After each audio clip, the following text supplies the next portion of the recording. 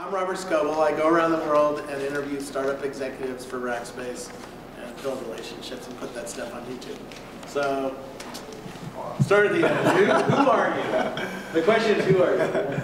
I'm Wayne Sutton. I'm an entrepreneur, co-founder of Incubator Accelerator, focused on women, Hispanics, African American. Currently working on a platform to manage relationships between entrepreneurs and investors and close the feedback loop.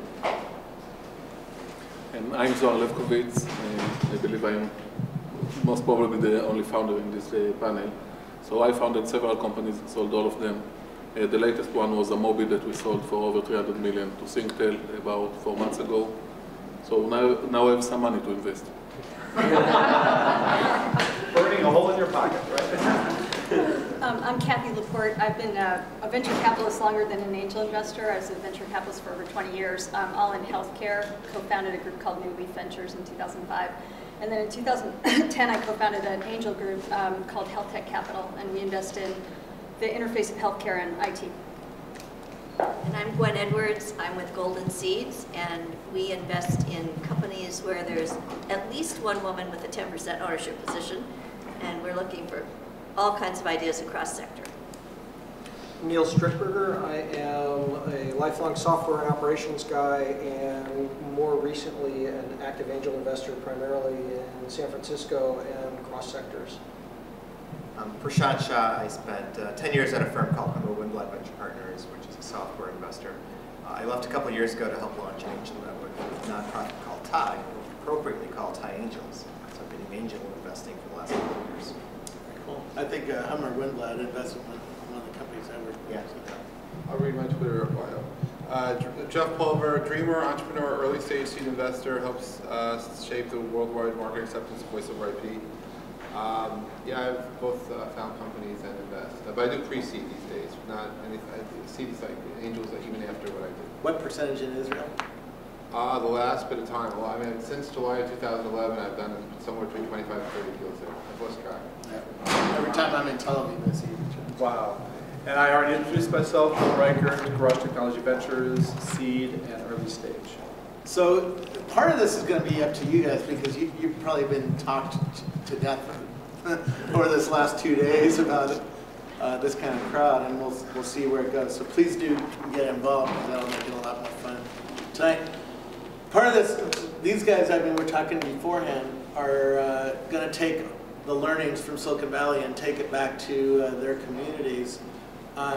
You all are a pretty well-traveled group, and Wayne, I know you came from North Carolina, which is a community that doesn't have a lot of tech investment going on.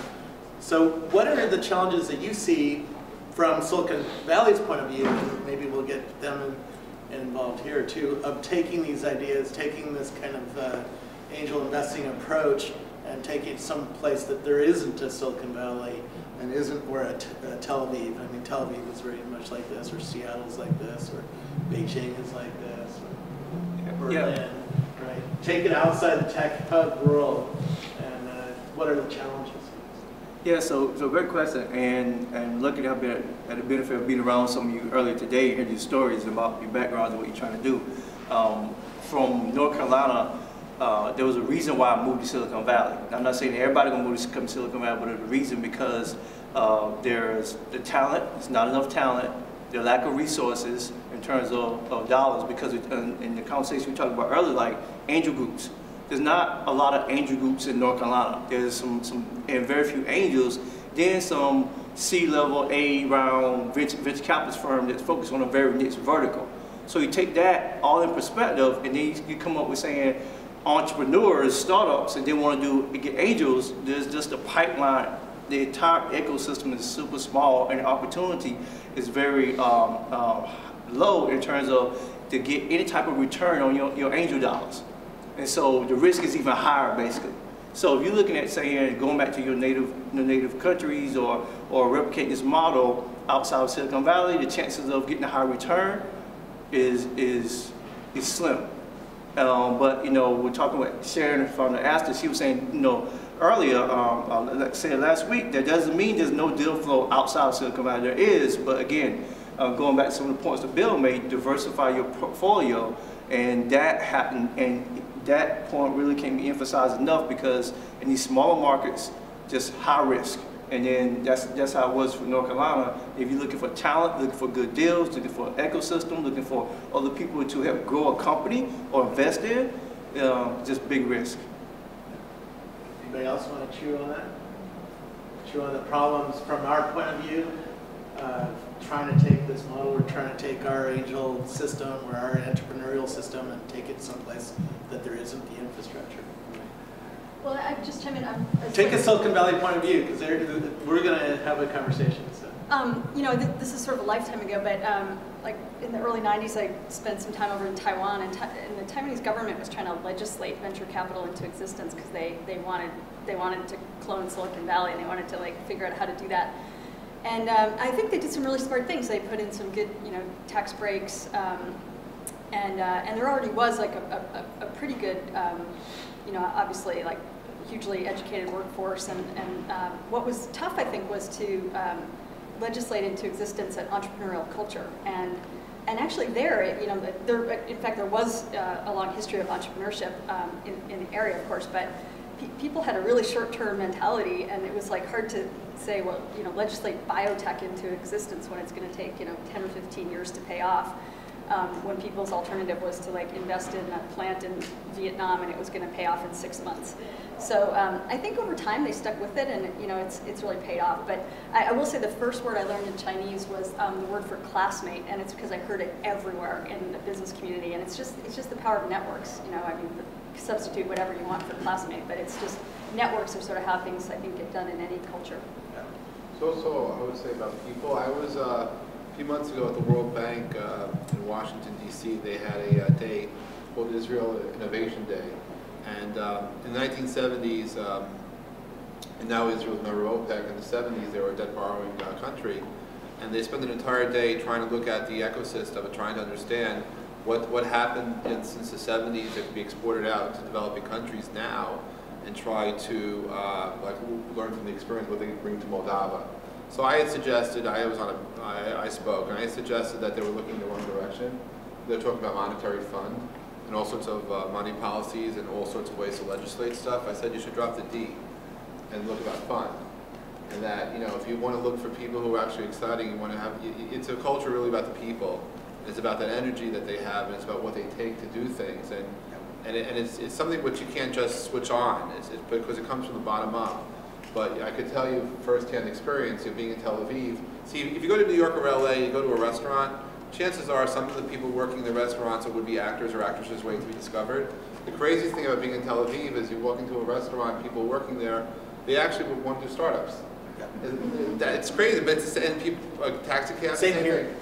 It's just, they wanted to start us, but they're trying to afford the bootstrapping. The band that plays at the Ritz, one of the piano guys, the PR guy, actually said, he's like, "You're Robert Scoble." And I'm like, "Well, how do you know me?" He goes, "Because I am a PR guy and I start startups during the day and I play piano at night." Yeah. So, but just to pile onto that, I mean, so in every one of your communities, you've got tons of innovation.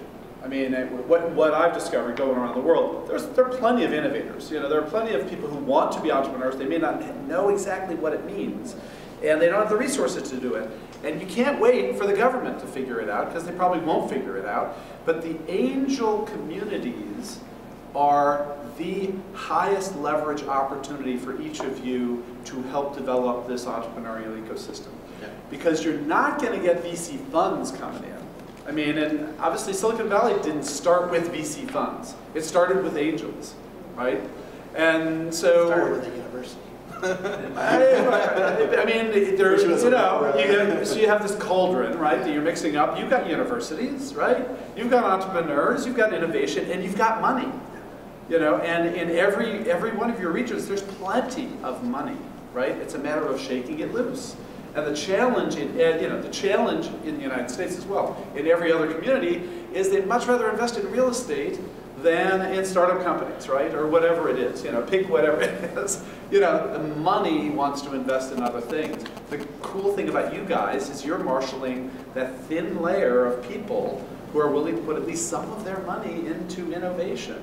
And so you are, I think, the biggest forces for change and development of the ecosystems in each of your communities. It's by marshaling an angel network and then supporting the entrepreneurs, and then lobbying, sort of the big money and the government, you're right at the center, I think, of enabling. To build on communities. that, it seems like a lot of this is about appearance is sometimes reality, right? So everybody thinks Silicon Valley, there's all this energy. Every taxi driver, every piano, everybody's vibrating with this energy. They do in San Francisco. We have Uber, right? But only in San Francisco, not Sorry. But the point that it's below the surface in a lot of these areas, and the culture is a little different. But a lot of the money is waiting. Build on that. A lot of the money is waiting to be invested. The ecosystem isn't as visible, or may not, maybe hidden within the universities. But some of the challenge is finding it, and there are brilliant people hidden throughout all of these ecosystems. It's just they're not at the surface bubbling away. Both for so I work for a Texas company, so it's possible to start a technology company, not here, right? And do well with it. It got funded by Sequoia, and now it's a public company that's doing really well. But when they hired me, they had a chip on their shoulder because they were never paid attention to by the world's press or the insiders. And it's entrepreneurialism is a lonely pursuit, right?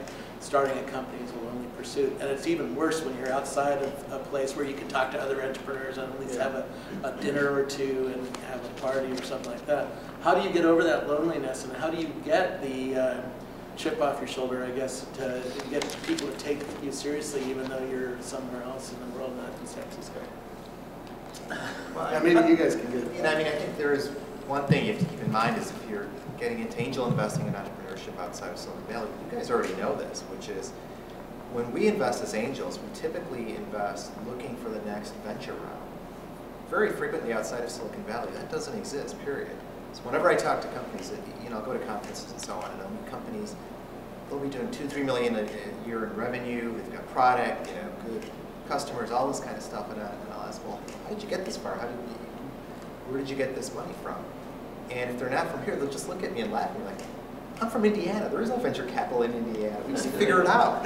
So, it happens here too. I mean, GoPro was started over right by my house. It does. It's not that there with $10,000. But here, generally, when we invest, we're thinking, will this money get to the next round? Yeah. So when you start investing in your specific regions, your goals are going to be a little bit different than our typical goals here, and you have to just kind of keep that in mind. The strategy is how do you make sure this company functions on its own and grows with the money that you've put in, not how do you just get to the next round. See, I share a little different perspective because I don't really look for the next round. I am usually the first investor.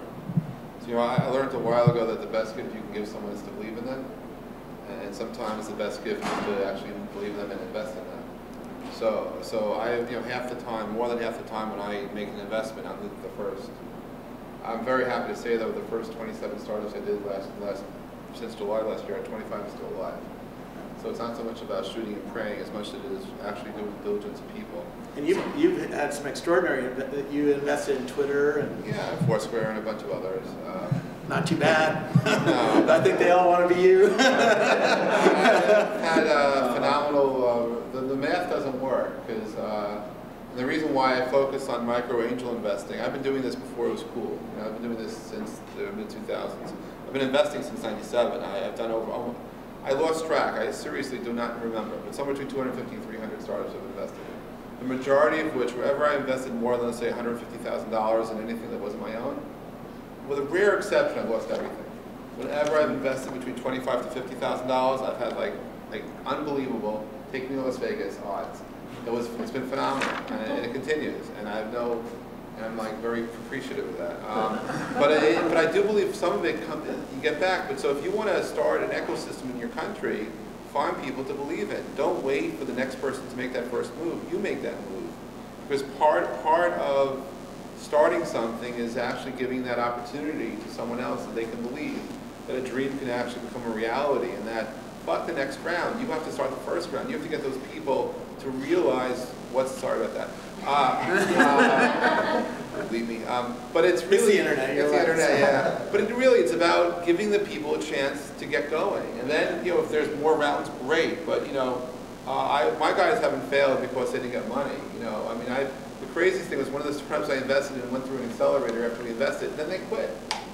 They just decided this wasn't for them. But they actually went through Dream It afterwards. I mean, I've been very fortunate finding really good, I have a great deal flow. But it's a realization of people. So I think the first thing is to find people to believe in it.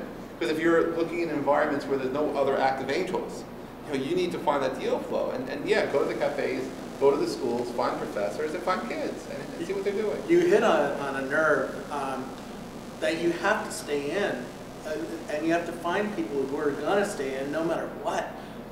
If Airbnb had given up on day 999, it would never have been Airbnb. It took 1,000 days just for their business to start working, right?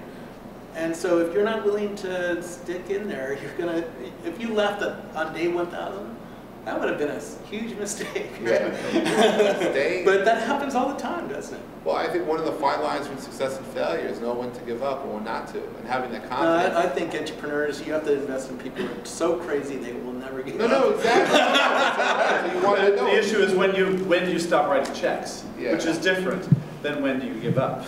Yeah. So Jeff, what's the advice? I mean, back to Prashant's point about, okay, I'm going to give these guys $25,000. What's the pathway for them going forward? You assume that there will be other money, or you assume they're going to get to cash flow positive on $25,000? Well, I have a slightly different model now because Okay. I've evolved a teeny bit. Okay. Because in Israel, they changed legislation last year so that if you had to pay taxes, you actually can invest your tax dollars in startups. So,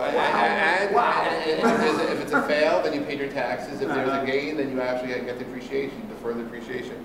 So I've licensed my name to a fund. So there's a Pulver Micro Angel Fund, not my money, just my name. So these days, I basically, when I invest, the fund co-invests with me. Right. So if I meet someone off the street, there's a good chance they'll get somewhere between $20,000 to $100,000 from us.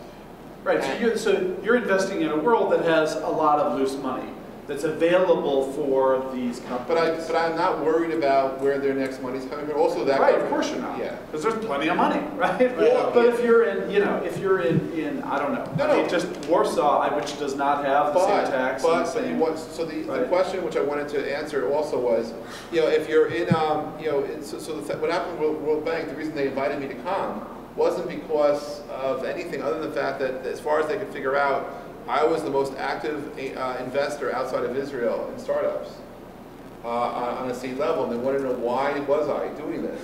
The World Bank was asking me why was I doing this, and it was really almost embarrassing. I met with the U.S. ambassador, and the bottom line was, I said it was about the people, about the energy, about the special quality. So another part of the solution is not only to find people to invest in, but create an environment that attracts foreign investors too.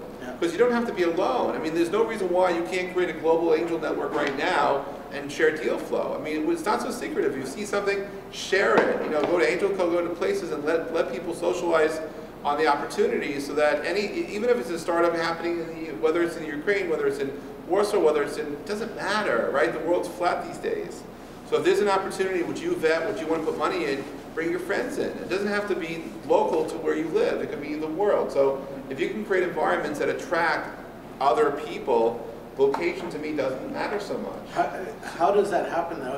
In Berlin, for instance, SoundCloud moved there because they like this party scene in Berlin. What is it about?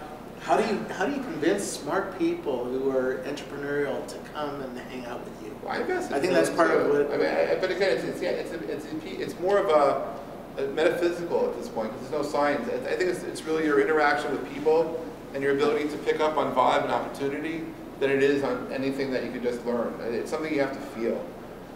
Right. Back to intuition, right, guys?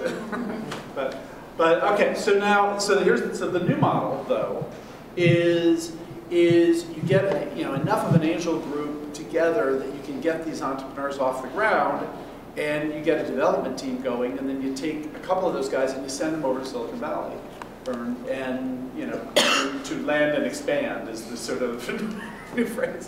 But I mean, so there's something that doesn't feel quite right about that. But in your experience, I'm not sure what to advise. An angel network in Warsaw. Should you be trying to surface the most likely global successes you can find nurture them there, and then send them to London or to Boston or to Silicon Valley because there's no venture capital in Warsaw? I think maybe before, but not so anymore. I really don't. I really think that if there's a way for these people to meet other people, because again, no matter what kind of technology we have in the world, I believe there's nothing replaces face-to-face networking. And if you happen to have a chance to meet an amazing person, doesn't matter where they're from, their nationality, or anything else, you know it, and that you have that opportunity. Now, if these people have no chance to meet outside funding or to reach outside without going to where the money is or meeting other people. But this is what Israel does really well. They're here. When I visited Israel, I was like, you're all my friends, because they're here like every 2 weeks. And they're hanging out at the parties, and they're, you know, walking around the hallways, and it's like, I didn't know you lived in Tel Aviv. I thought you lived in San Francisco, right? Because they're there so often. Sometimes the commute is just as long around here, so But isn't that just depending on the deal, though? Because, like, if we talking about doing angels, and then angel investment, then and the company made earlier bill was like make sure that they can get to the next round. And so if you invest into a startup that is going to prepare for Series A, Series B, so forth, and want that 100, you know, that go for the $1 billion exit, then where they have to have a presence at, more than likely for a higher chance of success rate, come out here. And so whether or New York, or New York, or Berkeley, yeah, or San Francisco, but for most part, they're gonna say come to Silicon Valley, and then get developers, have a local presence, do all the networking and so forth, and then build that people relationship to say, look, we are Silicon Valley based, get the capital, then go back to where you want to go. And then, I think I see that more in terms of like a startup that's trying to go big, get Series A, Series B, have the Silicon Valley local presence, and then go. Now, if you want to be local, launch a good business, a good startup, a cash flow positive business, you can stay. I feel like you can stay local and get an angel investment. I'm not so sure that's true though. If I was in, I don't know, Germany, would I be the Samar brothers, or would I move to Silicon Valley and be nobody? I think I might come here a lot and visit here and see an interesting idea and then try to take it back to a local market. I think it depends on the overall goal. Like how big do you want to be, how successful you want to be, and then how much capital you evaluate, how much capital you really need to be successful. Because we know there's different, like there's government, there's money coming into from incubators, accelerators, and other programs saying we trying to build this ecosystem here, and then that's going to create this entrepreneurship hub. But if I'm an angel investor, I'm like, all right, I'm gonna start doing these deals, but then I see that you're a startup and that you got potential to go way beyond. What's the best position for you to do that? I think you could test an awful lot of ideas without moving here and getting, you know, thanks to the internet. I totally agree with Tess. You can build a mobile app or build a website app and try it out and see if you get 20,000 people on it and see if that doubling effect starts kicking in. If it does, then you start going and saying, talking to your network and saying, hey, I need some help. Within the local ecosystems that you have local expertise, you have all kinds of interesting other resources, right? And then you can end up creating a gateway as a value as an angel investor. If there is, because your point was, you may want to look and say, it's not just, I'm not looking to invest for the seed round to create the A round, I'm looking to create an actual business here. But if it is something that has secondary rounds, then you may end up being the gateway to those other rounds by maintaining the contacts here and understanding the rest of the VC system. Okay, so future rounds aside. Introduce yourself if people don't know you. Oh, sorry, I'm Malia Sherman, angel investor / consultant. From where? Here or? From here, I'm local. Local.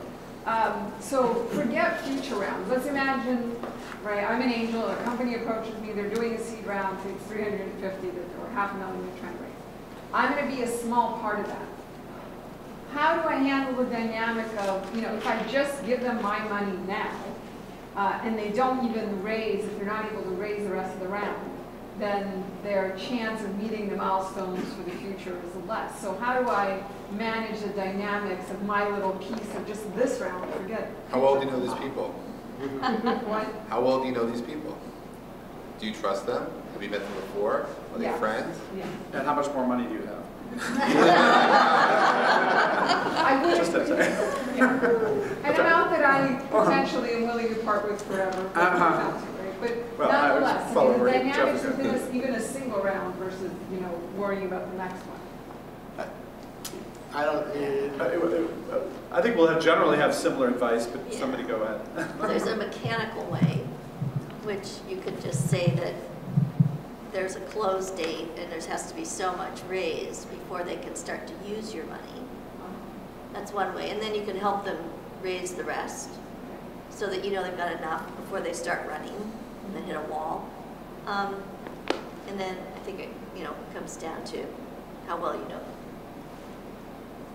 Because I may know them very well, and I might trust them that they will do everything in their power, and they will probably succeed. Otherwise, I won't touch them to begin with, right? But it's sort of, I think what I'm hearing you guys say is that beyond, the value of closing the next round, you're playing the value of closing this round. Well, arguably, if you put in 50K and then they're going to raise another 200K, then you're worried about the next round, which is the other 200K, right?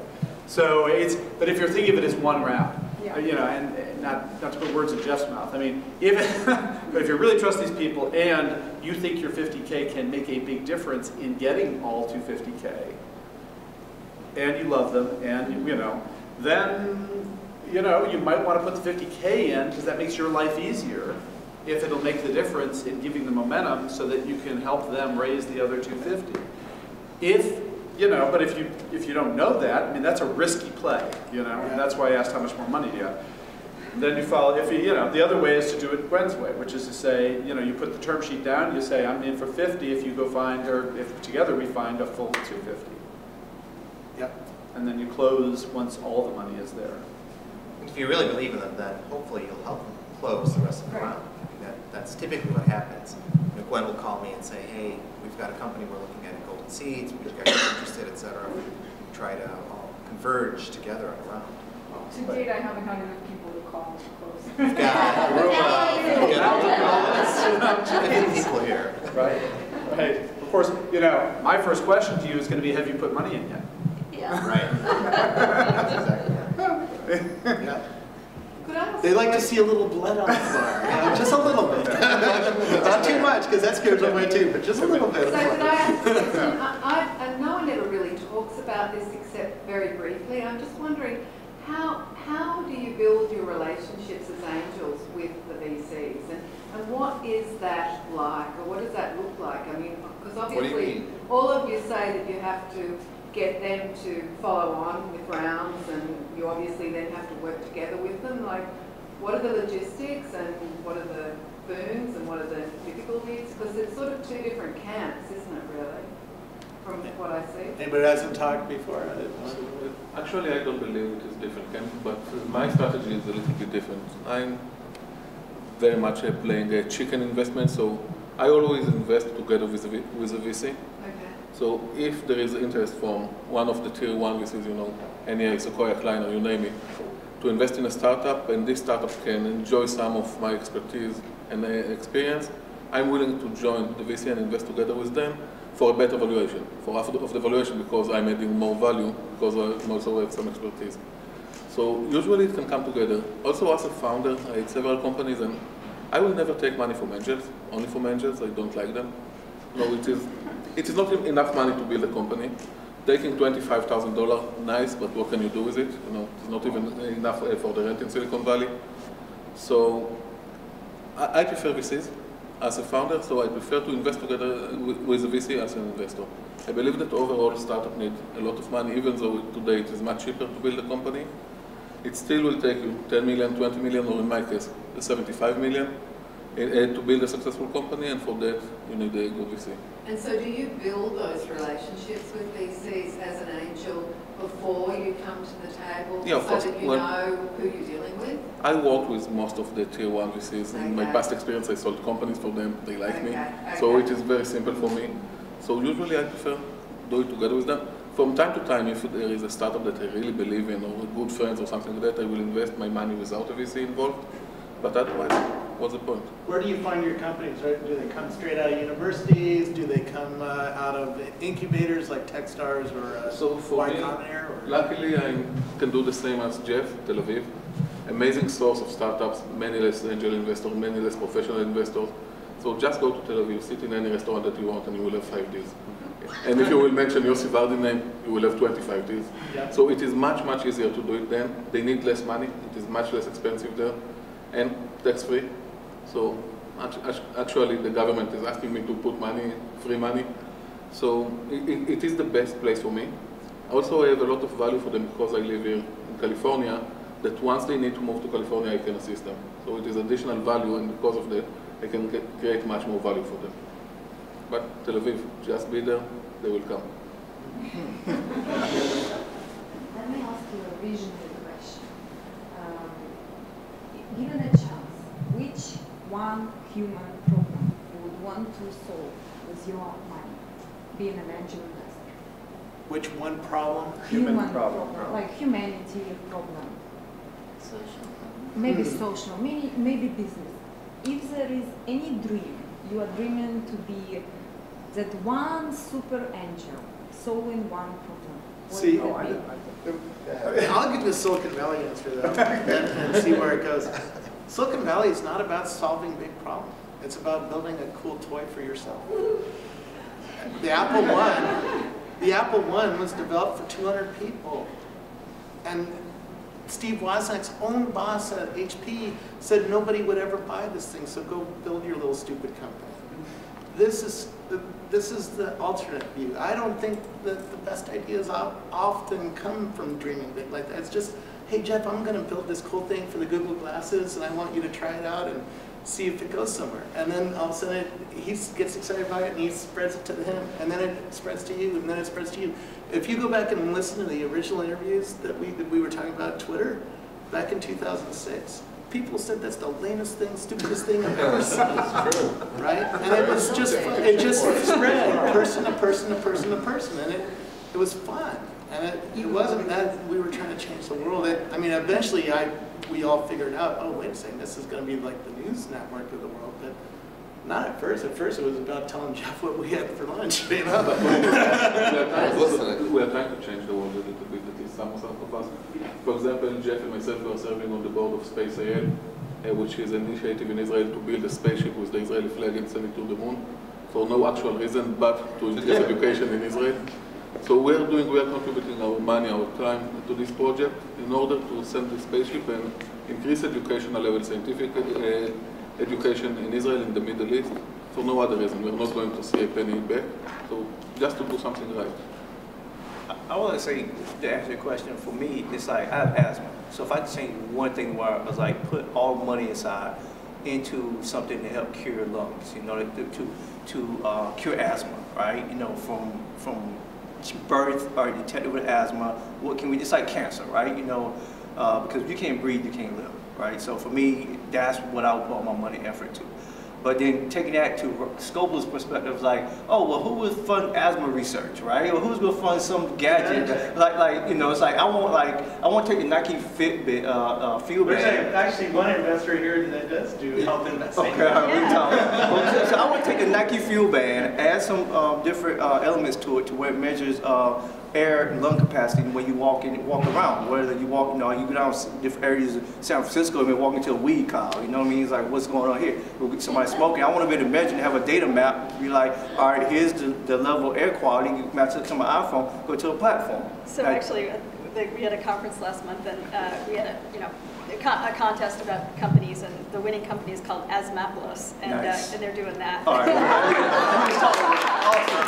Awesome. I need to talk to them. But I know, right? But then you go to Robin's point. It's like, look, invest in Silicon Valley, invest in the cool stuff. We hear that, we say that. All the investors, the VCs, primarily they want to invest to the cool, what's trending, what's happening, right? Because they can take that risk, and they'll tell the new entrepreneurs to come in and say, look, that's not a big enough idea, or go do. We want a $100 billion exit. So it's like, I felt we send mixed messages to the entrepreneurs in terms of like, go out and do this amazing big idea, but it's not cool enough, so it's like, we're not going to invest into it. That's what, but they want the angels to come in and take the risk. So, you know, I've worked with the big companies and startups, and I've talked to Andreessen and stuff about this. Silicon Valley does well when it invests in doubling pennies. You know, I love the question, would you rather have 100 grand today or a penny that doubles every day for a month? And startups are doubling pennies. ICQ, I remember the first day I saw that. You know, it came out in November 1st, 1996, and it was a doubling penny. Every 17 days, it doubled. And by the time I got on it, it had 60,000 people, and within a year, it had 100 million people. And that's why Yossi Party is Yossi Party today, right? His kids started that company, right? And so we're looking for things that are doubling effects, that do that exponential curve up. And it's hard to start them, and it's hard to recognize them. Twitter, nobody took it seriously until it hit about 15 doubles. Then all of a sudden, and Jeff, you got in early. You got in before anybody knew it wasn't lame. And Fred Wilson got in before it wasn't lame, you know, because he saw the doubling effect. And Evan Williams saw the doubling effect inside. He kicked out Jack Dorsey, right? That's why he said, yeah, Jack, this is my company. See you later, you know, because he saw that doubling effect and he knew he had something. And that obviously the doubling effect, or you know, the origin of that is the semiconductor industry, right? Yeah. So it goes, that doubling effect goes all the way back in Silicon Valley when you think about it. Yeah, that's a great point. I like that. Yeah. So go ahead. I just want to build on the point about when I was talking earlier about people and why the people are so important. Because this notion of social venture and social investing, I've thought long and hard about it. I've been involved with some of these initiatives. But I continue to remind myself that things like Twitter, things like Google have done more, eBay have done more social benefit for people in the world than any intentionally designed social benefit investment that I can think of. Well, look at Microsoft. Yeah, I mean, they're incredible things. Look at Microsoft, right? Bill Gates is now going around curing malaria. But if he hadn't started Microsoft and gotten to have $60 million in his pocket, he wouldn't be able to do all that, right? And Salesforce has a huge foundation that's doing a lot of good work around the world, and that happens because of that. Now, some of that you can build into your culture and maybe use it as a marketing tool, like, hey, this company, while it's profit-driven, it's going to change the world, and it's going to donate 1% of its profits and revenues, like Salesforce does, right? And Google does, and other companies do. Think about when the Google boys decided to resist China. That was a big decision. So that, to me, says they stood for values. They weren't going to go ahead and go into the China market unthwarted. So, you know, again, when you've got that muscle and you're successful, you can do a lot. I just think it's the Tom's Shoes is a great company that was focused around social good. And there's plenty of companies that, you know, there's lots of genetic companies here, lots of healthcare companies, lots of companies that are helping cure cancer and stuff like that. I mean, we fell in love with the company. It was almost a pure, you know, pure play doing, you know, vision, how can I change the world? 4 guys out of Stanford who figured out we can take off-the-shelf technology and built a solar rechargeable lantern that could replace kerosene for the bottom 2 billion. And, you know, so it turns out you can build a lantern that's cheaper than 40-day supply of kerosene. So you have a little bit of cash flow problem, but, you know, you can replace kerosene for the bottom 2 billion who are using that because they're not on the grid, and they get asthma, and their houses burn down, and the kids don't learn, and the parents don't work, and all these bad things, right? And so they pitch us, and we think, boy, we love your vision. It kind of feels like one of those social do-good kind of things. And they lean across the table and they say, Billy, you don't get it. Because if we're going to execute on our vision, we've got to build a big, profitable, sustainable, humongous billion-dollar company. And we go, oh, hey, you know, we kind of like that, you know? We come together. and you know, God bless these guys. They have totally executed. They've gotten PR up the wazoo, every, you know, social sustainability green award you could possibly win. And they're about to cross the 10 million household mark in terms of the number of households they've affected a couple of years in. You know, one of the few companies that we've seen that actually consistently beats its business plan. It's really cool. So you can, I mean, you get these things aligned. You can design businesses that can be profitable businesses that also happen to attack a problem that is susceptible to market forces. Not every problem is susceptible. You saw the light. We saw the light. Bringing that back to the local aspect, right? Those things may come out of local markets because they're closer to the need. Yep. than a bunch of guys trying to solve the gaming problem in Silicon Valley. Well, right, it happened to be 4 Stanford students, which were all on the grid, but one of them had spent 6 years, in the Peace Corps and doing, had really lived and breathed. Uber was designed for San Francisco because people, the guys who started to come. Well, and you call and they don't come and stuff like that. So I had a question about that. So women are very much underrepresented in high growth entrepreneurship on the investor side, et cetera. We own less than 16% of employer businesses. We only generate about 4% of receipts in this country. There's programs out there like ASTIA. There's, Springboard had this event to bring, and with the Israeli Chamber of Commerce, to bring women Israeli entrepreneurs to New York to pitch to VCs. But given this dearth of women and minorities that are, very much underrepresented, what is the one thing each of you would suggest to get more women in this space, both on the entrepreneur side as well as the investor side? Well, 33% of my firm is women, so maybe it should be 50%. Partners? Pardon? Or employees? Partners. And a great partner. And that's a great statistic. What is the one thing? What is the one thing you think we could do? Yeah, well, I mean, for the this is a dangerous topic for me. I should just take the, It's dangerous and it needs 2 hours to unpack it because there's a lot of moving parts to it. Yeah, but let's try to. We have 8 minutes left, right? Yeah, right. One thing. So, One should answer that.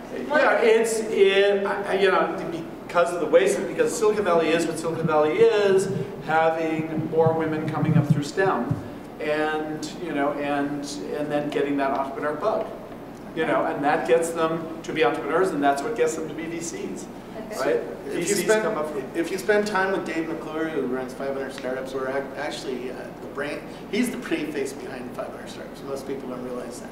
There's a guy, Paul, who's the brains behind 500 Startups. He's the one who's building the money ball that they're playing.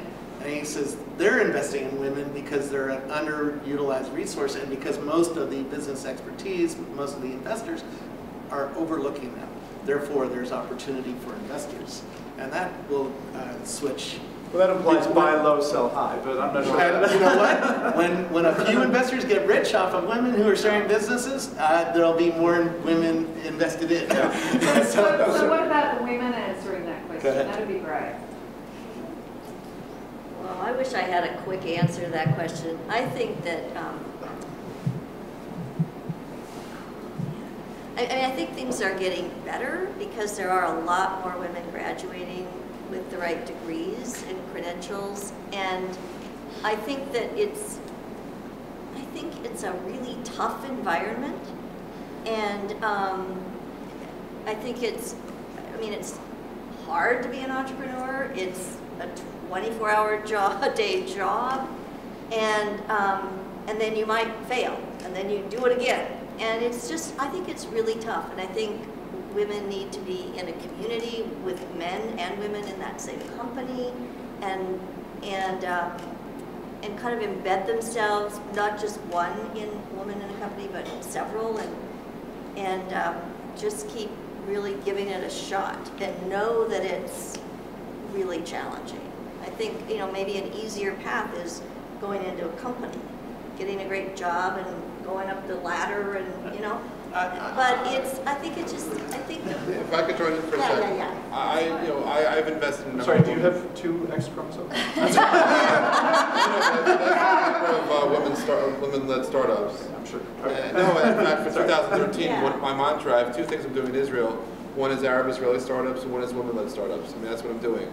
And I can tell you, at least from my own experiences, it's culture. The women, I have a lot of women friends who are entrepreneurial in nature, but their families do not encourage them to go out and change the world. It comes from the bottom up.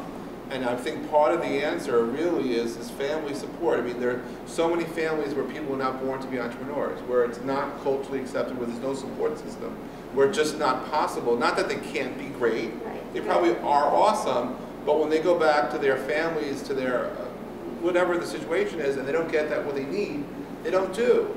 And then I go out and I do meet people in cafes and hang out, and I try to encourage people to change the world, and they look at me funny, but occasionally they take the bait.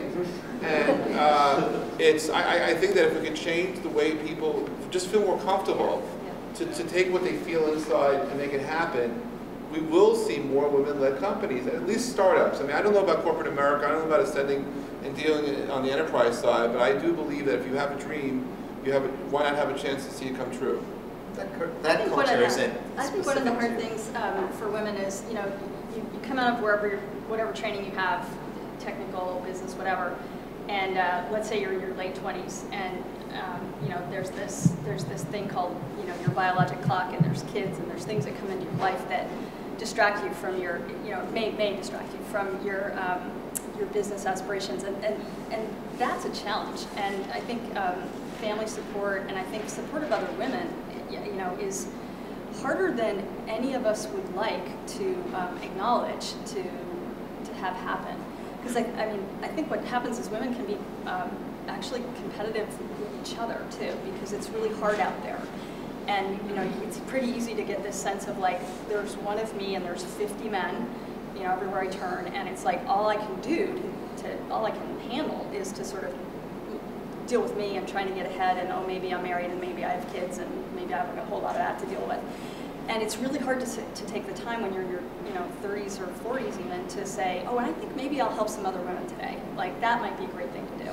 And I have to say, for me, it's taken me to like get to a second part of my career to be able to say like that might be a great thing for me to do. Like maybe that's just a cool sort of social good to go actually like spend some energy on, because there are some women in their 50s who can afford to do that. But I mean, if I had one piece of advice to women in their 20s and 30s, it would be like, if you have kids, get a great nanny, because your support system is huge. I mean, like you really need a support system, and build a support system of women if you can. And I mean, for me, I was fortunate to have men in my career who were supportive, who were tolerant of the, I'm leaving because my nanny's leaving, kind of problem. So I would like to add, because your comment talked about what could we do, what we could do to help foster more women entrepreneurship, right? And so with that, I look at, you talking about the numbers for women is small, but you got to look at, and for me, my perspective, the number for women and minorities is even smaller. And so one of the reasons why I decided to create an incubator and accelerator to focus on women, Hispanics, and African Americans was because it's like, number one, how can we educate and train them about what it takes to be a successful entrepreneur? And then the other aspect is that once I got out here and I learned more about the process, how Silicon Valley thinks, I'm like, okay, all right, there's a huge thing of pattern matching, then there's the intuition, then there's egos, right? And you take all those together and say, and you take a nice, you take a smart woman entrepreneur, put in a room with a ton of other entrepreneurs who don't fit the pattern. You got VCs who want to be looking at a cool kid, like Scoba said. You're like, all right, and she has a great idea, she's going to get overlooked. Period. That's, I mean, despite what most venture capitalists don't, in the firms like Bill, there's some they won't touch it. They can't cover the conversation because other aspects in our community could hurt the potential deal flow or relationship. So it's a touchy subject. So I totally agree. I think that other women programs need to be launched, like the one in New York, the WIM, the Mobile Incubator Accelerator, to help fund and foster women entrepreneurs. The same thing for minorities overall in general. But I think to remove those barriers, to give these women a chance to say, why can't we take the risk, angels or venture capital, the risk, invest into a woman entrepreneur who may not fit the pattern, just like we do with everybody else. Just the fact she's a woman, we will overlook. Just another small comment. Yeah, I think we just got one more question. Yeah, one more comment about women. So seriously, I believe that the reason that there are not that many entrepreneur women is that actually are smart. To be an entrepreneur is not a smart idea. Usually you lose a lot. Most of the entrepreneurs I know finish their life without almost nothing. And in order to be a good entrepreneur, you need to be extremely crazy and extremely stupid to start with it. And I believe that at least most of the women I know, you are not that crazy. But then they do it better. That's the thing about it. So you look at some statistics data. I mean, you look at the data saying that from we was called from other research saying that companies with women board members do better. I mean, there's some data we can lay here. I won't go into cultural differences or fact or hypothesis about women behavior managing time versus men, but just look at the data. So I think we're just going to get very. Yeah, no, I was just going to actually comment on this. I'm the only founder in the room, and I'm a woman, and I'm 34 years old, and I'm single, and I quit a career as a headhunter on Wall Street, where I had like a huge career, and I would just say that it's that we actually don't fit the pattern. Yeah. And that's actually what people should be looking at, is that we don't, I'm not the 25-year-old guy from Google. But really? Like, you know, we bring something different or Stanford. to the table. Or, yeah, no, I didn't go to Stanford. But a lot of, a lot of folks have that issue though, right? I mean, so I'm Indian, but I grew up in Chicago, as it turns out. So I'm more American than I am Indian. But that aside, you know, you go through Silicon Valley, and that's the one minority that you don't have to worry about being underrepresented. You're not a minority. Right, exactly. That's my point, right? I mean, in Silicon Valley, startups have 50% of the association is with an Indian, whether it's a founder, an executive, or an investor in the company. I mean, it's just overwhelming. And it started back in, you know, kind of the late 70s and early 80s, that kind of time frame. And a lot of it is what Kathy talked about, which was once the early set of Indian entrepreneurs became successful, they gave back to showing the ropes to the next generation, and they grew from there. And we didn't fit the pattern either, right? You know, people with mustaches out of the IT group speaking in funny accents. That's what we were known as. Yeah. So you guys correct with that? What's that? You guys correct with that? We did. Yeah. Somehow we figured it out. Role models. Yeah. Yeah, thank you. Build the So reputation. we actually need to wind it up